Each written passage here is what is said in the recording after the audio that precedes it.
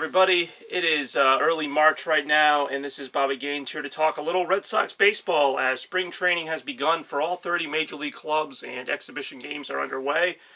So what do I think about this year's Boston Red Sox? Well, I think I'm a little higher on them than most professional sports pundits, but I'm still pretty realistic on their chances of actually winning a World Series this year. I think it's going to be an entertaining team.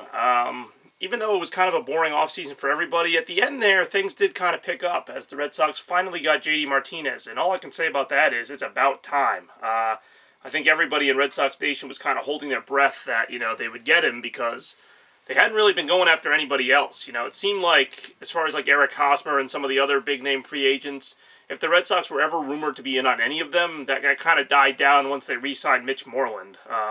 And that was kind of a disappointing sign for me to begin the offseason, was the Red Sox' big move, other than changing managers, was to get, their first baseman back, get Mitch Moreland back.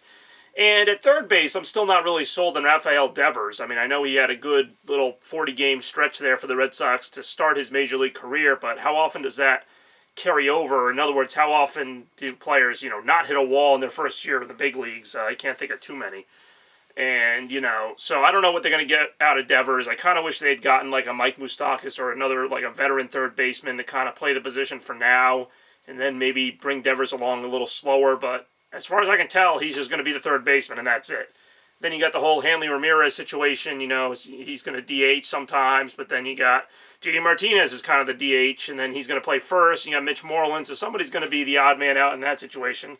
And obviously it's not going to be J.D. Martinez, so you don't know what you're going to get out of Hanley Ramirez, and it's been a really hard team to predict. The Red Sox in the past 6 years really, despite having generally the same players, whether it's the young players or the veterans like Pedroia, it seems like they've had the same players the last 5 years, and yet some years they're good enough to win a World Series, then they finish in last place, then they do decently, and now I'm kind of like, what is this team? And I've been feeling that way for a while, I can remember when I first started following the Red Sox from 2004 to 2011, you generally knew what you were going to get out of the Red Sox. This was during Terry Francona's regime, and generally they were like a 95 to 100 win team, or maybe not that high, but they won a lot of games every year. They were competitive every year. They'd make the playoffs.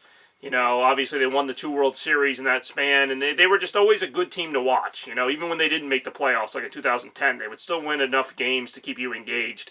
And then 2012, of course, the wheels fell off. And then 2013, they win a World Series. Then they have a couple lousy seasons. Then they won 93 games in 2016. They won 93 games in 2017. But for some reason last year, I just never got the impression that they were like an elite team. Even, despite, the Astros and Dodgers were like kind of knocking the lights off of everybody. But even during that, I just never felt like the Red Sox were anything impressive, even without the teams that were above them.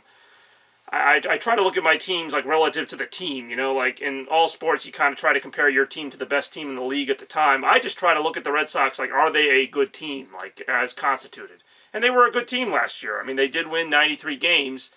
I think by virtue of being better than, a little more than half the teams in the league, they got the wins they were supposed to get, but they never really to me, I mean, maybe I wasn't paying attention to all last season. They never really had a big winning streak, but they also never had a big losing streak, so they won, they won their division, and this year they're going to try to defend that division title. The Yankees, on the other hand, to me are a little bit, less predictable in terms of how I think they're going to do this year. And to me, how far the Red Sox get in terms of winning the division is going to depend more on the Yankees than the Red Sox. I think the Red Sox, despite everything I just said, I think the Red Sox are good enough to win, like 92 to 95 games. That's kind of where I put them. The Yankees, on the other hand, I feel like they have a bigger range. I could see the Yankees winning anywhere from 90 to 100 games. So, if they win 90 games and the Red Sox could win, if they win 100 games, then it doesn't matter what the Red Sox do, because I just don't think the Red Sox are a 100-win team. I think the Yankees could be, but, let's not forget the Yankees changed managers too. And Joe Girardi, got his team ready to play, say what you will. They didn't win every year, but, Joe Girardi did a great job in his tenure as Yankee manager. I was surprised to see him go. But I'm glad as a Red Sox fan, because now we get to see Aaron Boone take his first shot at it, and who knows, again, the Yankees could be this juggernaut that everyone thinks they're going to be. I tend to not think so highly of them, only because of their starting rotation. You can't argue with that lineup, but, outside of, Sonny Gray, who doesn't seem to be the same Sonny Gray he was with Oakland, and CC Sabathia, Again, it's kind of the same thing with the Red Sox. If David Price and Porcello don't perform, then you're looking at a weak Red Sox rotation outside of Chris Sale.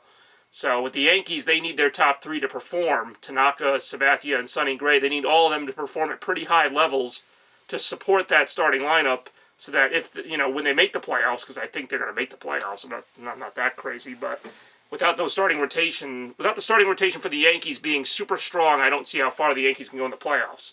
The Red Sox, I don't know. I don't know why they haven't been able to win in the playoffs the past couple of years. On paper, they've been a pretty good team going into their series. I didn't give them much of a chance against Houston last year, but that was more to do with Houston than the Red Sox.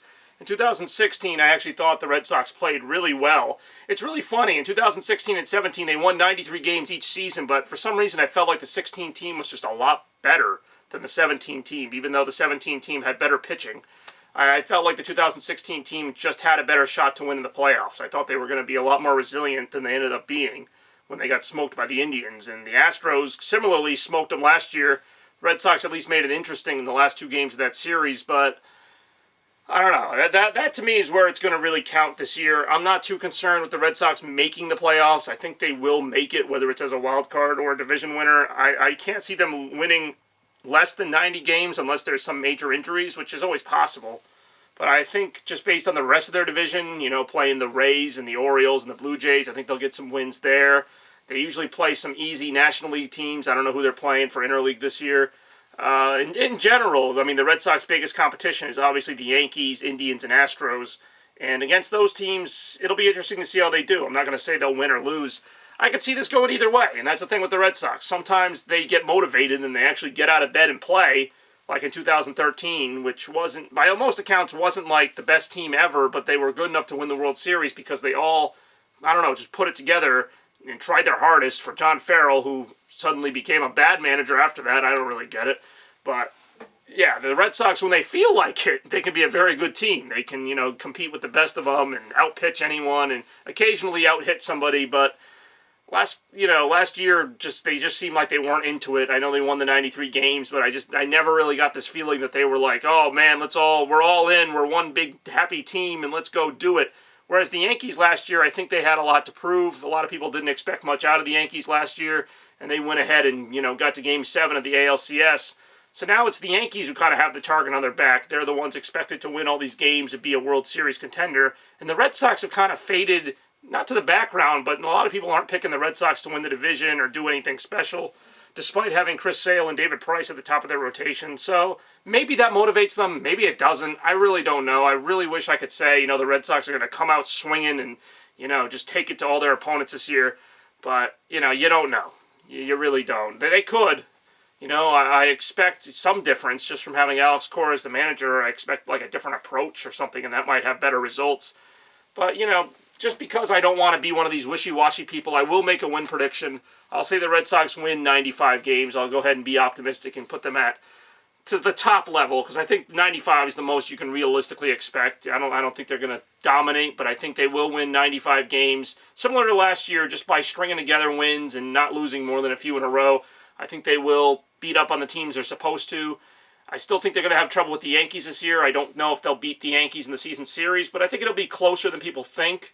In terms of the Astros and Indians, I don't really see them too often. So again, you could have some competitive series there against those teams. And again, it's just going to come down to what, like David Price does to me, that he might be the most critical player in this whole thing. If David Price can be anything close to what he was a few years ago, where he was dominant with the Rays and the Tigers and the Blue Jays, if he can be like that player, then the Red Sox have a very devastating 1-2 punch in the playoffs, which is where it's going to count. In the regular season, I'm not so worried about them because, Pomeranz and Porcello are still really nice pieces to have in a rotation for a regular season run. They should win at least 3 out of every 5 games just going based on that rotation, but we'll see. We'll see what happens.